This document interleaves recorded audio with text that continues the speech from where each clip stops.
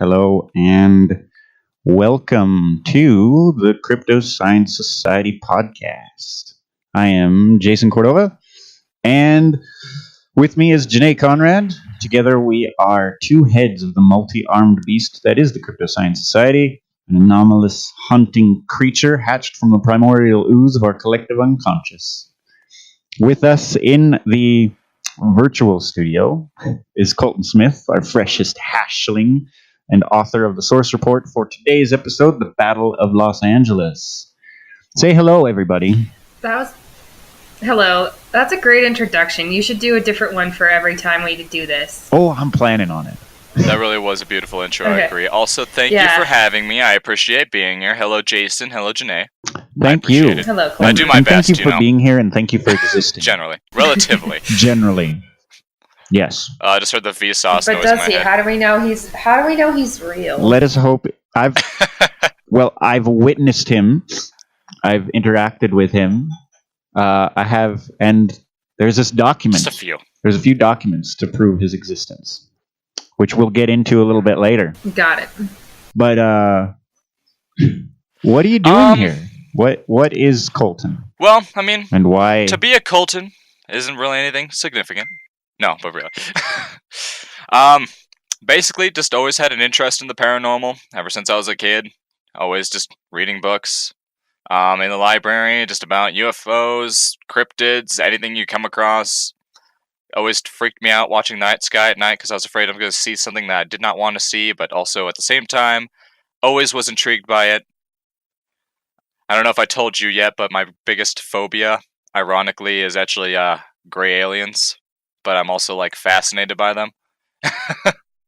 Oh yeah. Oh, so, I think you're in good company.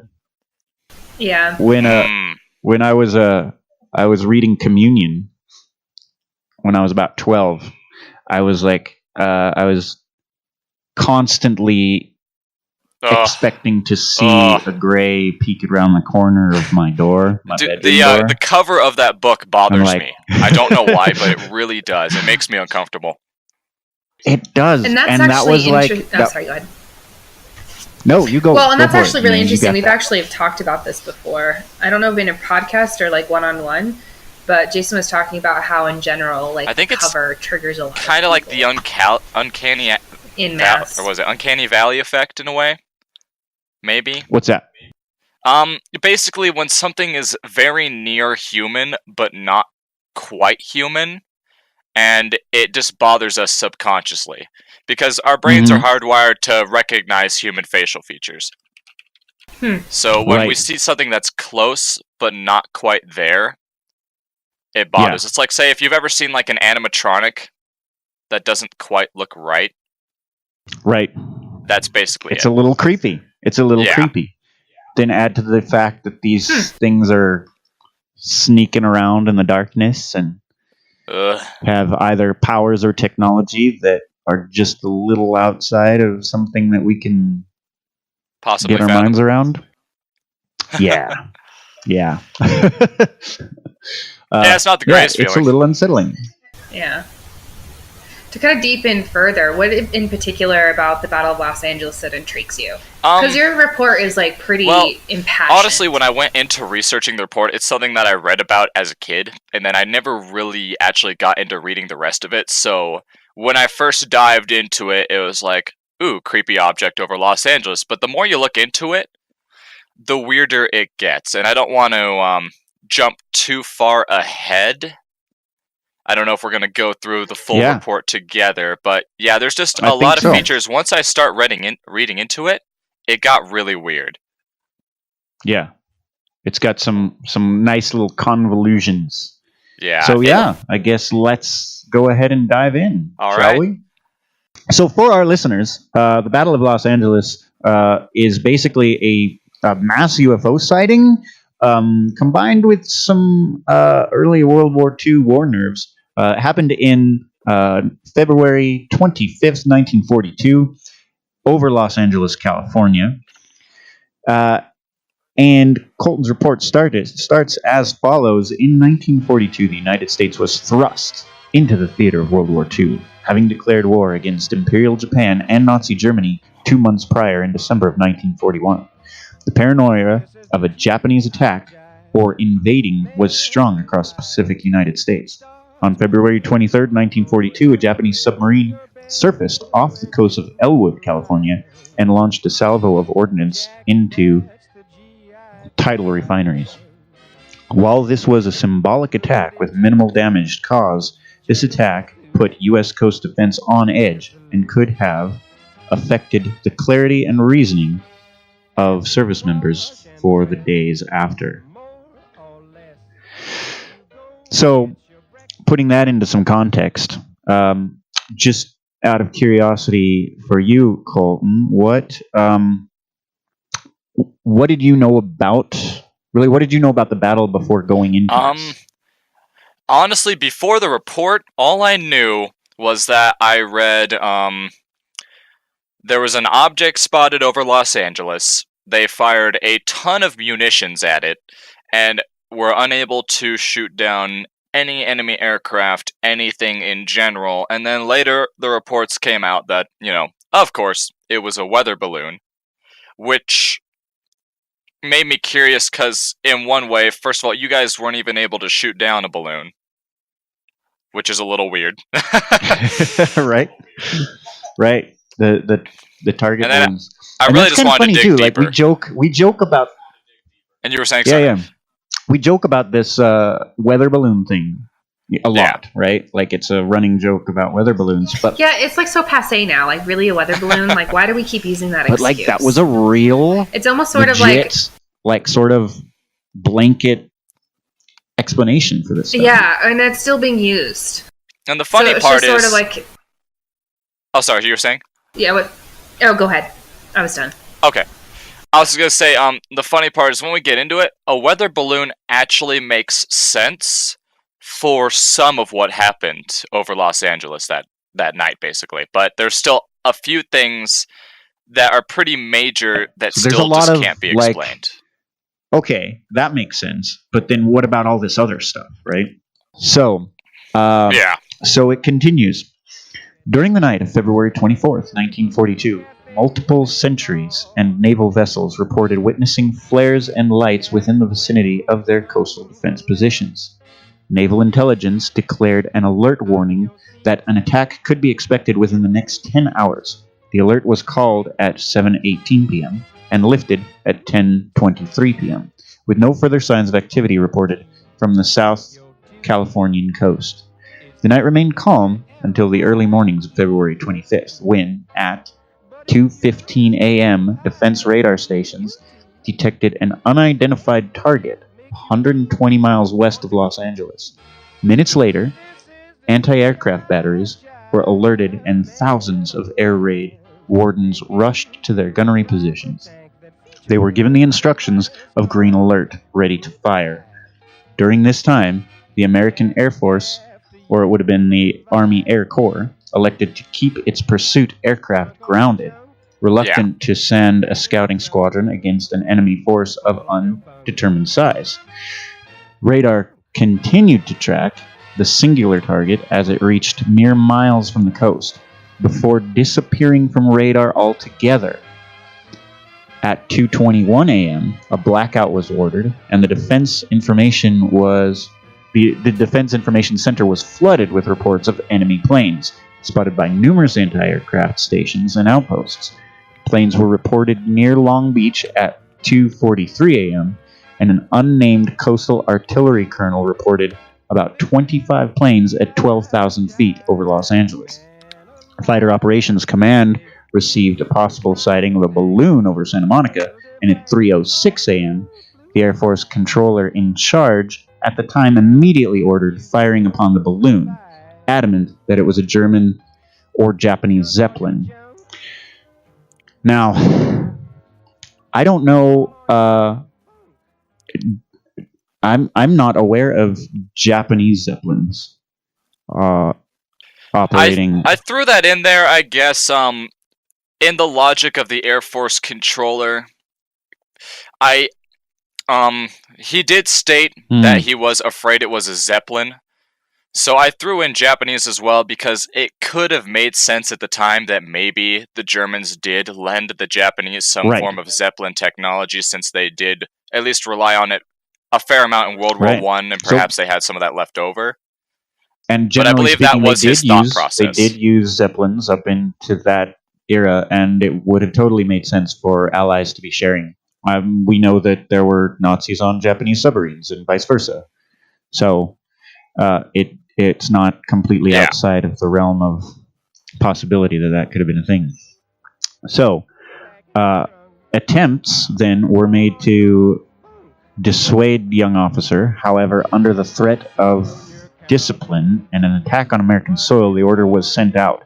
At 3:16 a.m., the 37th Coast Artillery Brigade opened fire on the object spotted in the skies over Santa Monica.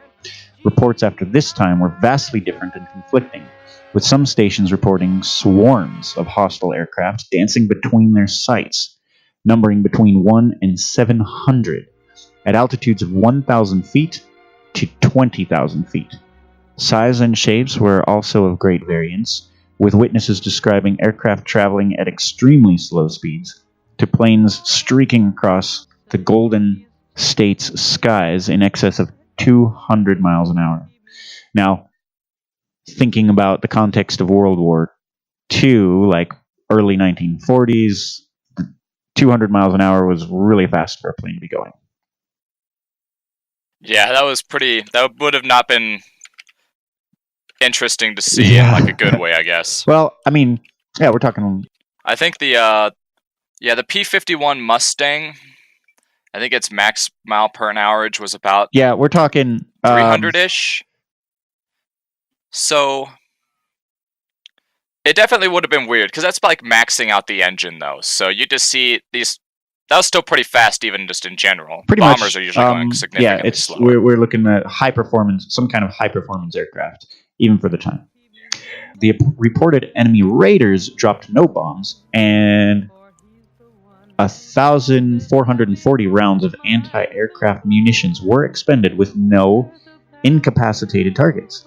The frantic defense eventually subsided, with guns firing sporadically until 4:14 a.m., when Naval Intelligence issued the all-clear to defense stations, and the blackout was lifted at 7:21 a.m.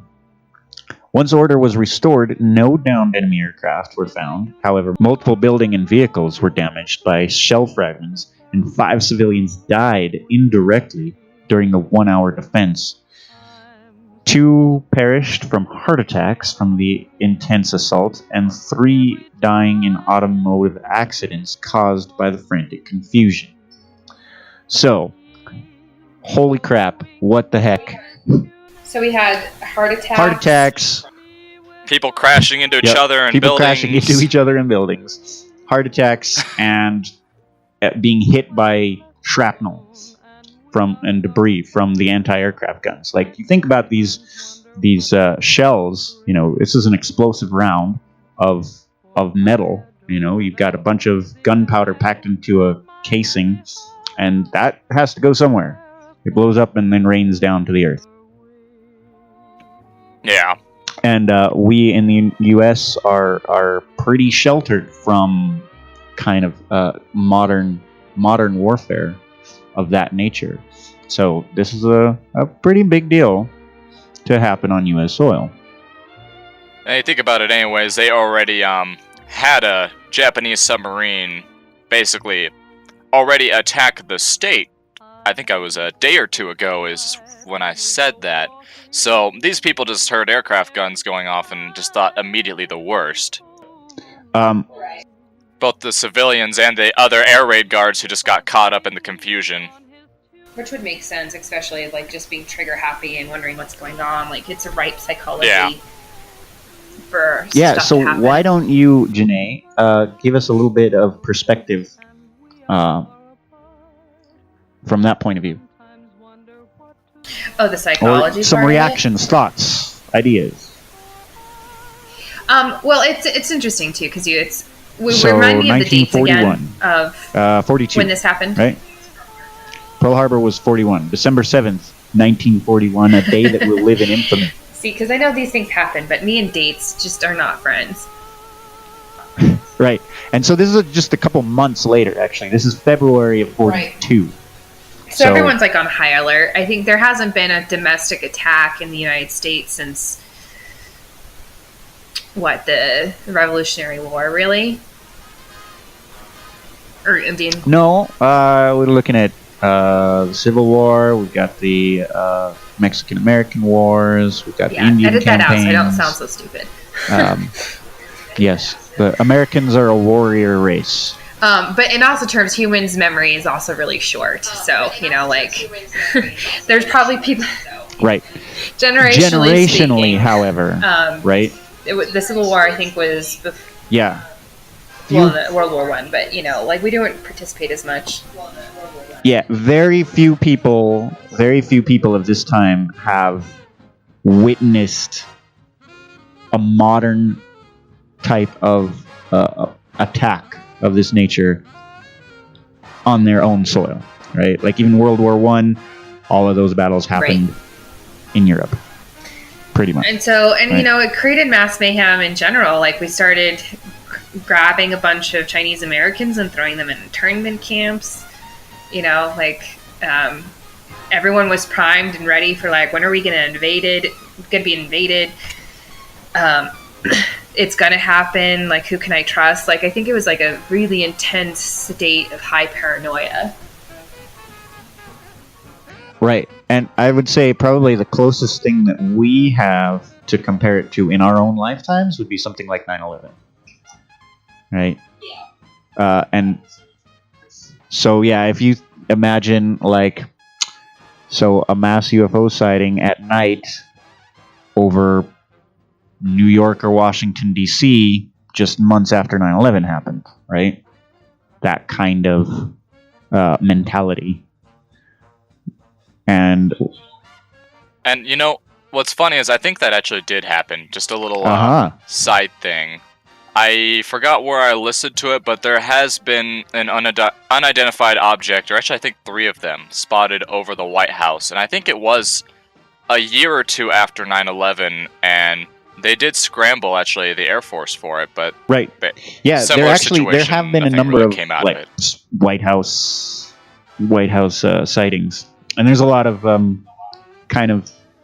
wow.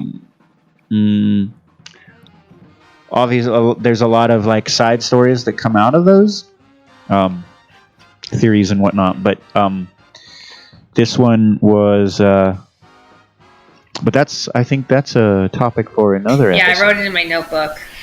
But that's just to kind of give some context into what we're doing.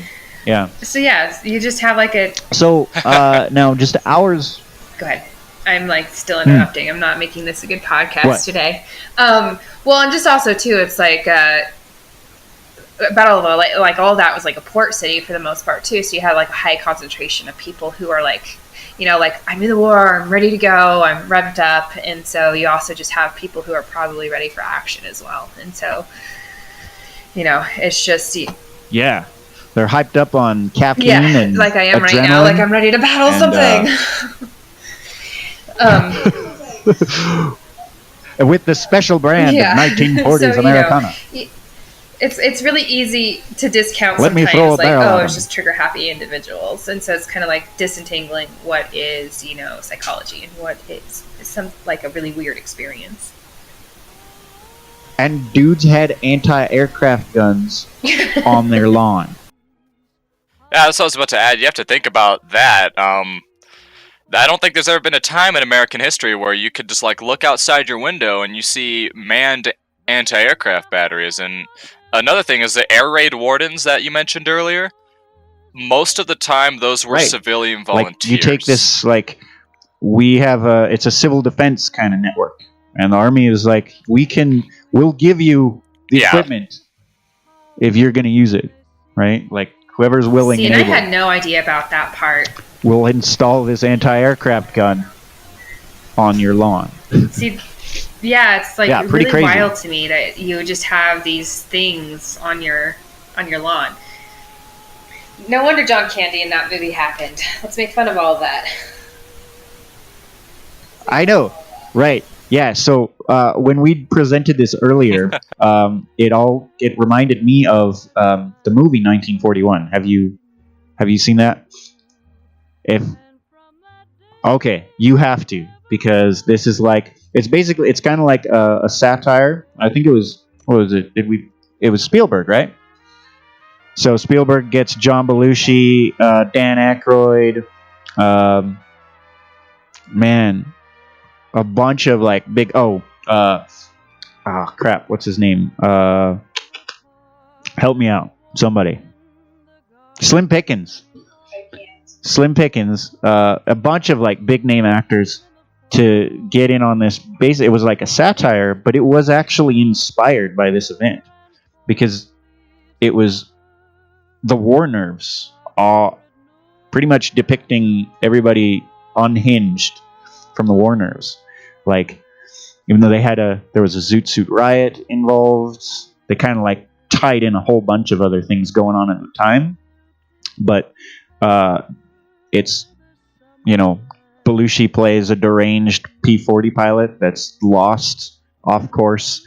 There's another, I think Robert Stack is some crazed general out in Pomona, convinced that there's murderers parachuting in, and like everybody's on edge and ready to blow stuff up. And it's a kind of a good depiction of this kind of just the mentality of what's going on. So the aftermath. I just pause for a moment and just like mention, yes. Here's yet another sort of UFO-y thing that Steven Spielberg has done.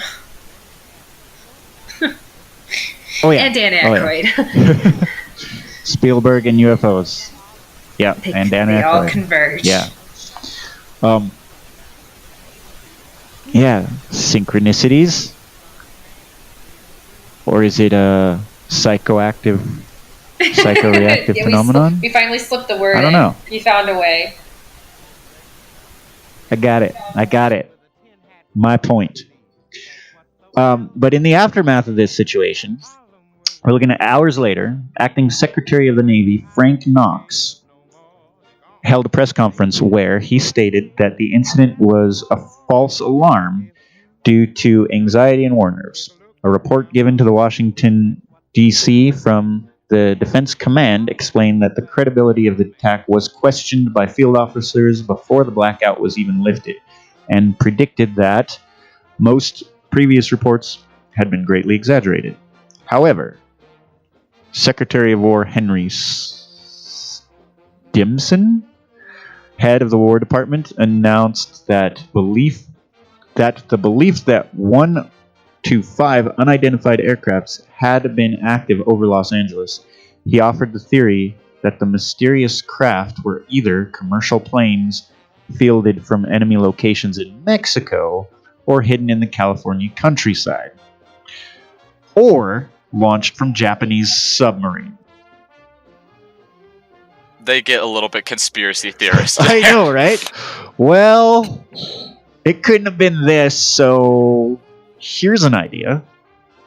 Imagine if modern day 9/11 happened, and before the hijackings and all that became prevalent, someone said, well, maybe they just had a plane just sitting out somewhere in, like, Arizona. Right.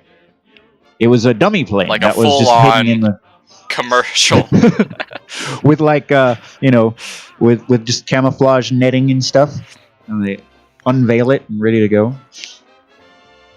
But I mean, I guess maybe that isn't outside of the realm of possibilities, at least for the commercial plane theory. Now, it's not completely unheard of, but intelligence back then wasn't as Orwellian as it is now, so I'm sure you could have gotten away with it at the time. And radar's pretty cutting edge here, but that blows a hole in that theory, though, because they identified radar contacts coming in from the sea, right? The coast, yeah. Not from south or inland at all. Unless they maybe left from, like, Oregon. Well, I'm assuming they have radar batteries all along the coast, so it'd be impossible to go out to the ocean and then fly back in. Right. And then the other idea of launching planes from Japanese submarines. Not completely unhinged, but that's a very interesting. I don't know if I cover it in I mentioned it maybe later in here, but the Japanese actually did that, and they were able to fly scouting missions over Seattle. Right. And this was not revealed until after the war, but there were Japanese planes over American soil after Pearl Harbor. They actually launched them from the submarines. And actually we do get into that a little bit.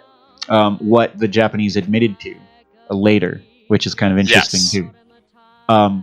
So here we're talking about the Secretary of Defense, right? He concluded that regardless of the method, the air raid was meant to locate coastal defense positions as well as spread hysteria through the civilian population.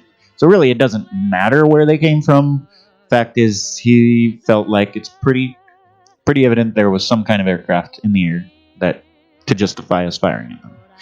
This extreme conflict in reporting from the War Department and the Navy threw the United States press and people into vigorous discussion, with the Washington Post calling the handling of the incident a recipe for jitters. Oh, I gotta do the voice. The Washington Post calling the headline of the incident a recipe for jitters. They berated military authorities for the stubborn silence in the face of widespread uncertainty. Furthermore, they stated that War Department's theory of commercial planes explains everything except where the planes were coming from, whether they were going, and why no American planes were sent in pursuit of them.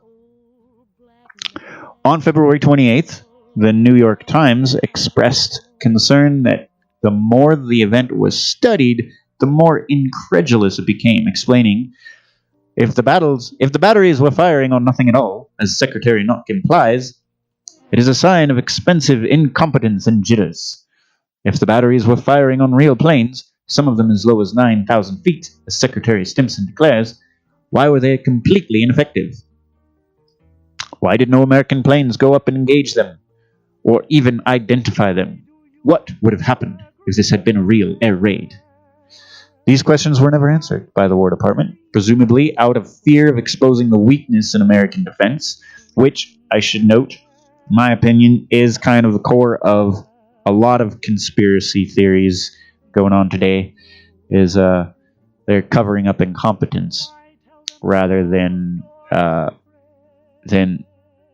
elite, hyper-competence operation, you know? Eventually, the event faded from the public eye with no reasonable explanation put forward by the War Department or the Navy. However, after the end of the war, Japanese military officials did state that they did not send any planes over the area at the time of the alert. However, they did admit that the submarine-launched aircraft were used over Seattle. In 1983, the U.S. Office of Air Force History advised that all evidence points to meteorological balloons and high-strung nerves being the culprit behind the attack. Air Force and weather balloons. There we go. Now, this is interesting, too, because the whole thing with the Japanese today being very owning their stuff, really. It was just so Savannah, my girlfriend, is in Japan right now, and she was talking about, there was an article about this Japanese official who the news was all abuzz because this Japanese official, like a government official, was late to a meeting, and he came out publicly and apologized for being late to this meeting and how big a deal it was and all that. And this idea of they're like, yeah, we did not send any planes over that night, but here's what we did do. This usually can be relied upon to be honorable people and honest people. Yes, however, at the same time, they're really smoothing over the danger of Fukushima. Like, no, it's fine. Yeah. Go back to your homes. Go ahead. You can drink the water, eat the fish. It's fine.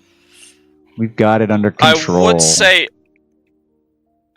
I don't want to say that statement from the Japanese military after the war completely disapproves that Japanese planes were involved in the Battle of Los Angeles, but especially since they admitted, but we did do this thing over Seattle, they really had no reason to lie. They already lost the war. Right. Yeah, there's absolutely no reason to try to smooth that over. Right.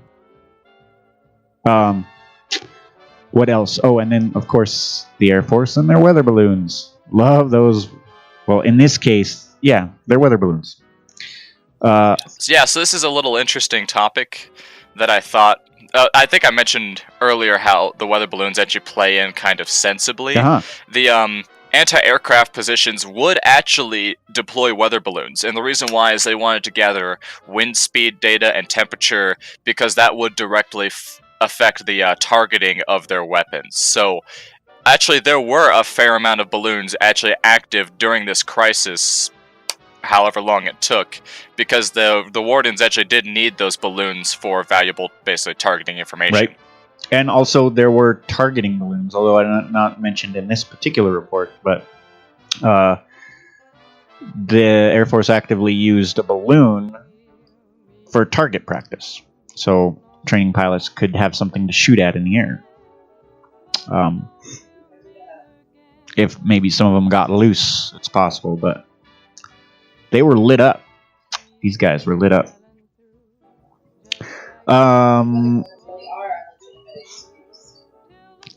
Kind of. They are, but they aren't. I mean, it makes sense that they would use that explanation in this particular case. But then again, there's a lot of other holes in it, right? Holes that were not made by anti-aircraft guns. Haha. So Elwood, California has seen an attack, had seen an earlier attack from the Japanese submarine, and the coastal defense employed the use of meteorological doubloons to gather information of wind speed, which would be vital for the use of their guns.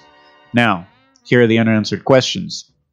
What was the origin of the lights and flares that were spotted off the California coast the night before the incident occurred? Discuss. So if you remember, there were some flares reported earlier, right, before this happened. So what? That was when a naval intelligence declared an alert called at 7:18 p.m. So that's just weird, and I can't find any more information about it. All they say is they saw flares and lights within the vicinity of their coastal defense. So they saw lights out above the skies of the ocean, essentially. Uh-huh. And we don't really know what that could have been. I mean, there's not much of anything for that, is there? No. I mean, theoretically, maybe it could have been some kind of passenger flight, or maybe it was the Japanese flying a unrelated scouting mission, or maybe it was a scouting mission for their actual assault. It could have possibly even been ships of either a military or commercial nature. Could have been it. Or it...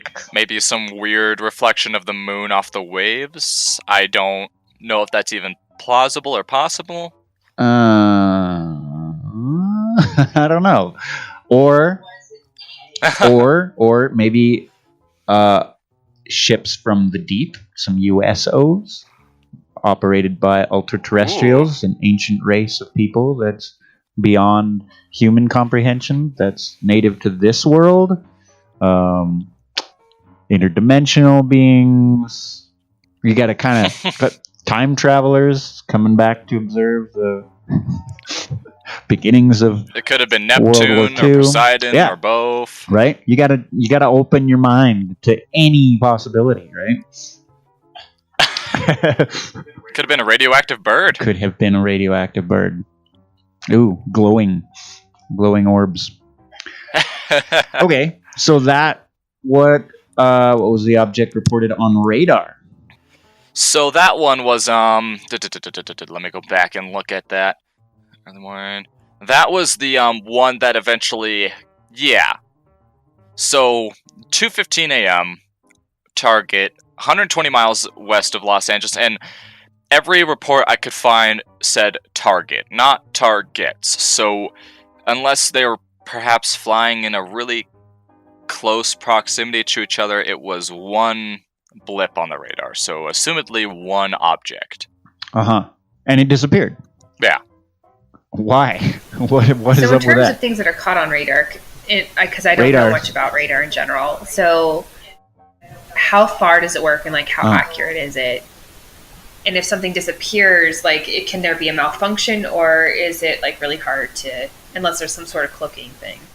I think radar, I don't fully understand the process or how reliable it can be, but I believe the principle is bouncing sound waves off objects and then judging how long it takes to return. You can guess the general shape and distance of the object. Basically, I guess in a way, almost sonar, right? Like how dolphins communicate and stuff. Yeah, it's actually a very similar physical process. It's actually radar, so it's radio detection and ranging. It's an acronym.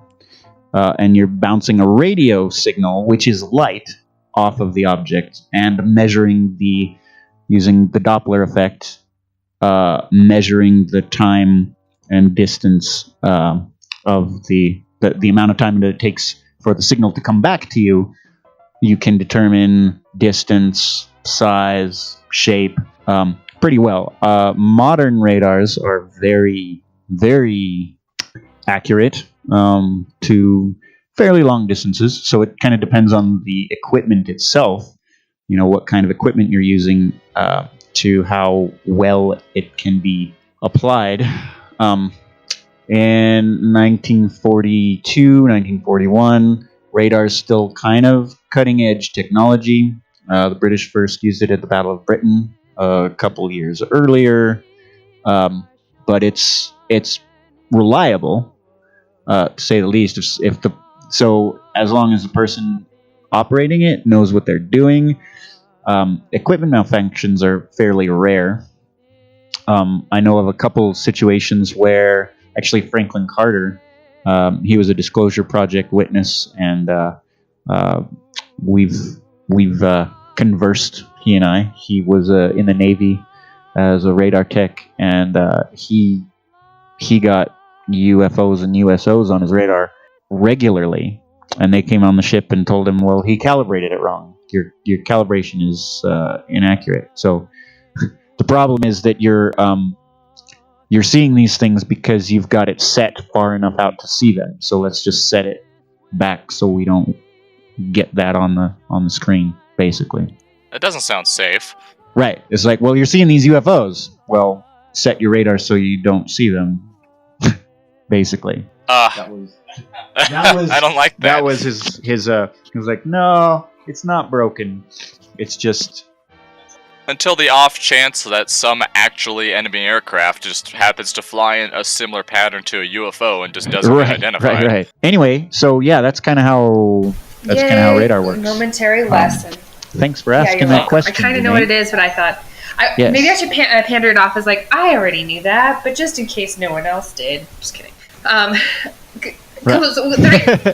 reason I asked is just because like radar seems to be used a lot in a lot of like evidence, and so sometimes breaking it down to kind of like what is it and how accurate it is, I think is important, because that's like the buzzword I hear a lot of times in terms of like UFOs and like identifying UFOs and kind of they're on the radar, they're not on the radar.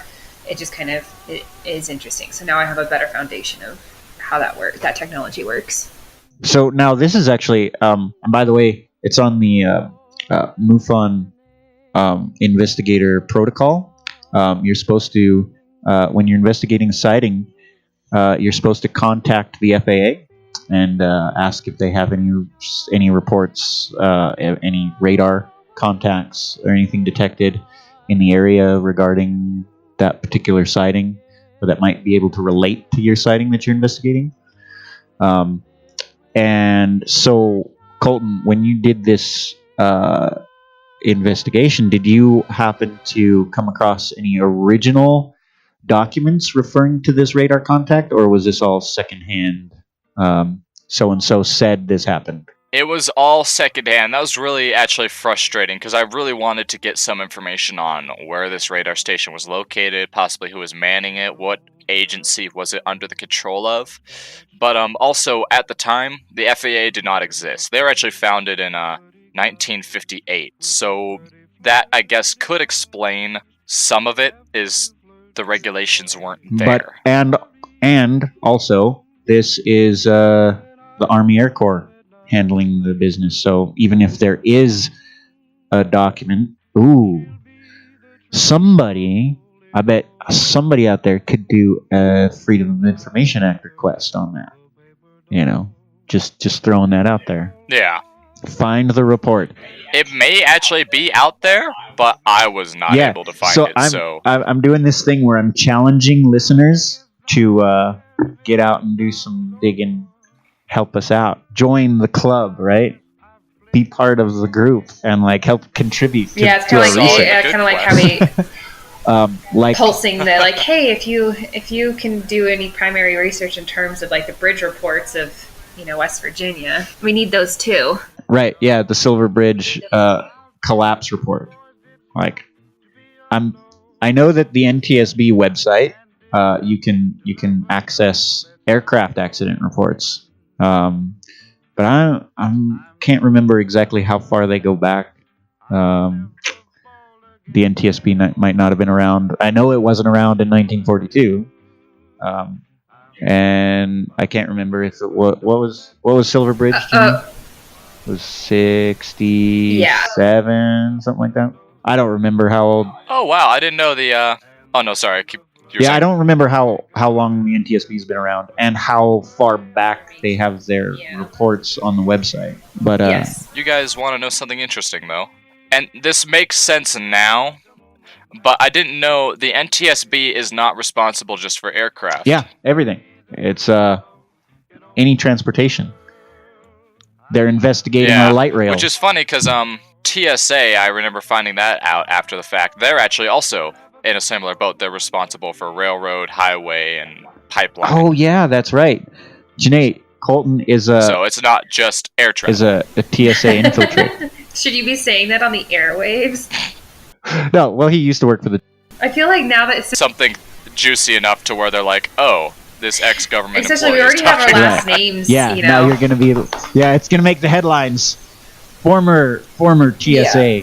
Yeah. We should keep things a little bit, yeah, I'll edit that. If only for our own paranoid brains. I'll edit that. Sorry about that. Yeah. Anyway, what were we we were talking about TSA. For that? Oh. The radar. Oh, yeah. The NTSB and their reach on all transportation stuff. Yeah. So other questions, though, hanging are why were no aircraft scrambled to investigate the airspace when the threat of an attack to a major American city would highly outweigh the cost of losing reconnaissance aircraft to a large enemy force? That scares me, and I genuinely cannot find, any reasoning. I don't know why... Well, it's not the Air Force at the time, but the Army Air Corps, right?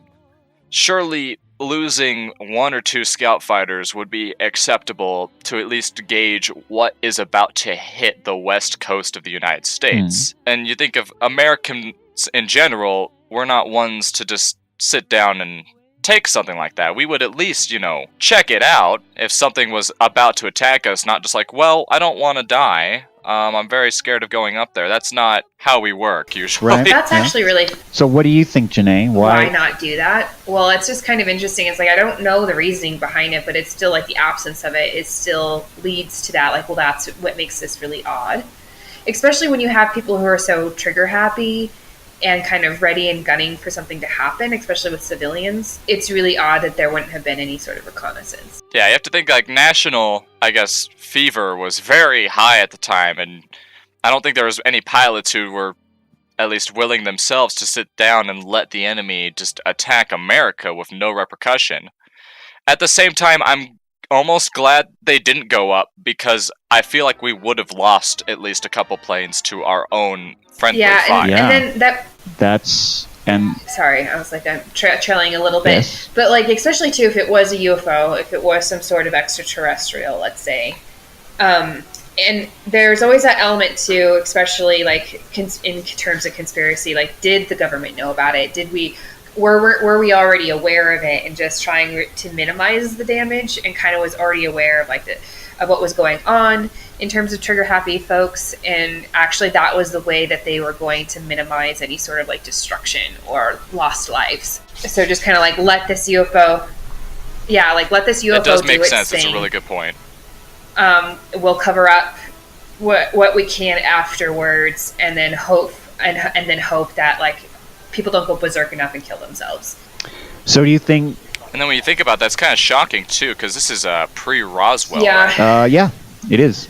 Roswell was 47. Well, yeah. If they knew what it actually was, and that's Which is concerning. kind of like I don't necessarily. I kind of go with Jason too. Is like we have a tendency to, I think, cover up incompetencies rather than like this big grand conspiracy thing. But at the same time, our governments have proven to us that they've known things beforehand, and we're aware of things that we don't know. So it's like really hard to kind of balance those two extremes. But like it is interesting. Like why not send somebody up?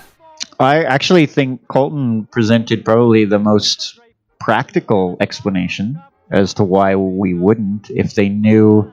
I mean, we've got this crazy thing going on, and we've got our own people with anti-aircraft guns going off. Like, we might lose our own planes in the process.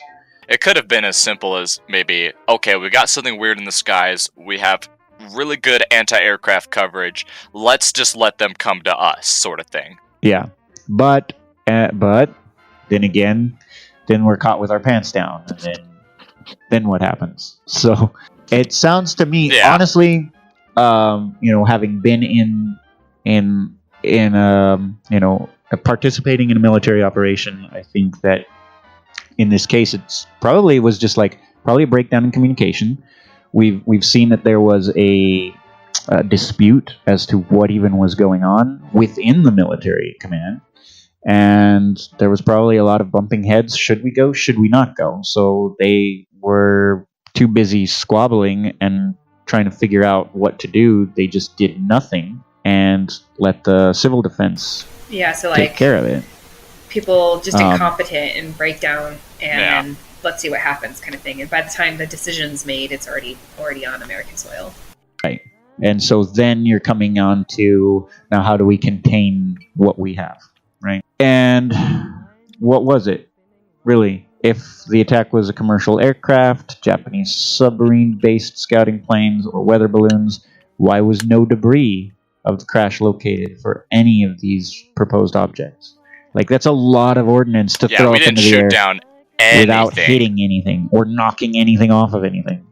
The only debris that rained down was shrapnel from the anti-aircraft guns. So what the heck? A little creepy. Yeah.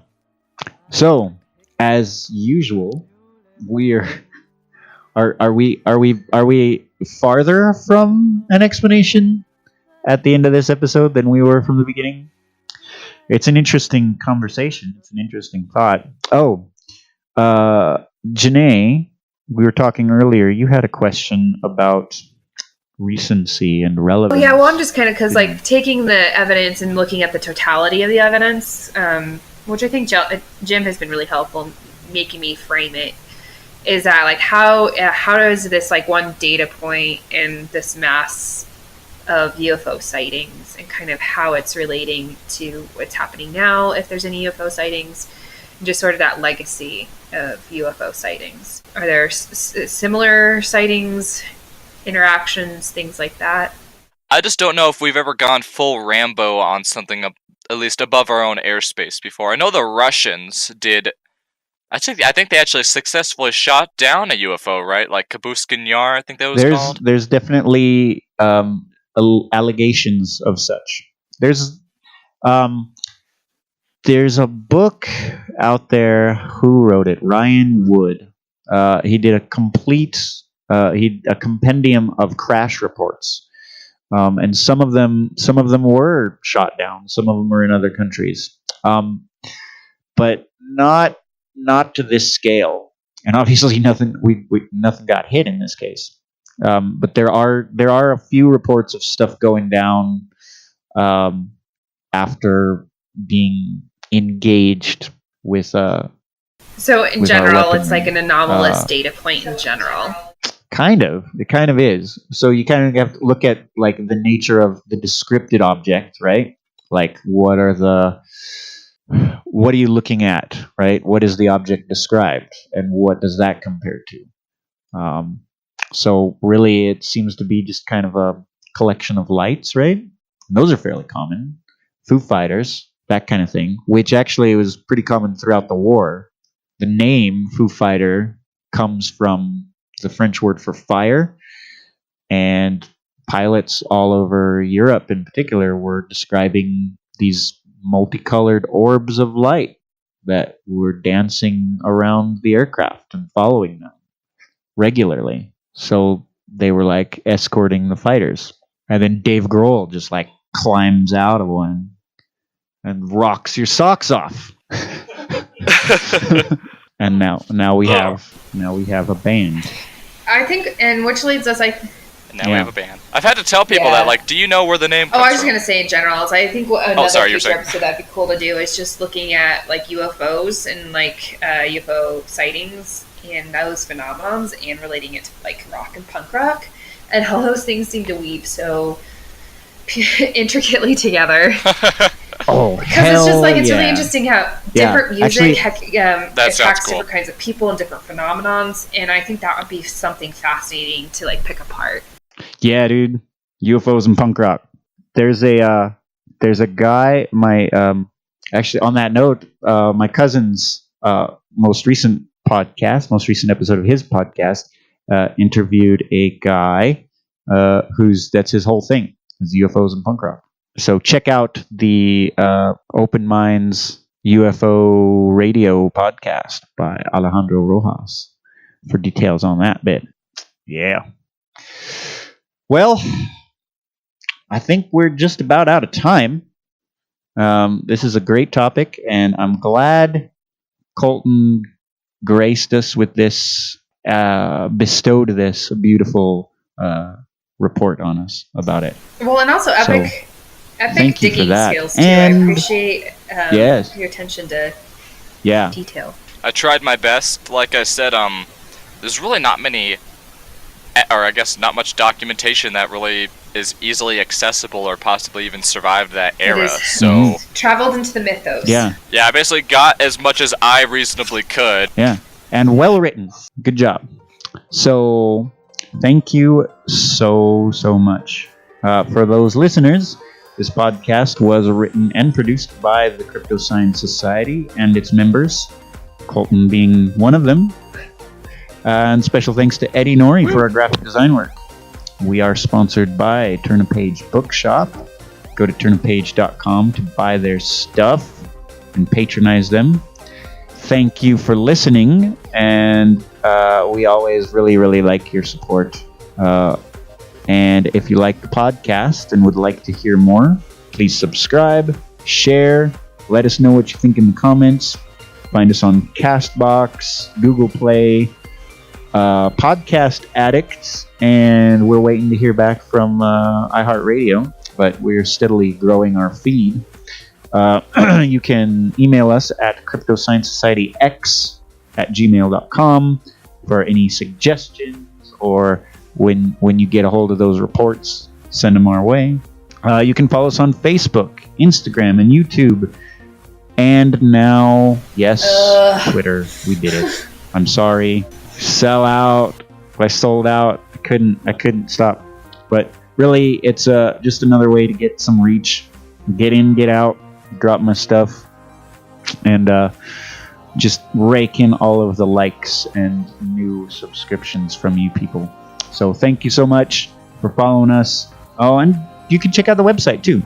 Go to Science Crypto Journal at WordPress.com, and you can check out Cole's source report on this. It's the Battle of LA right there on the blog page. So thanks everybody for listening, and we will see you next time.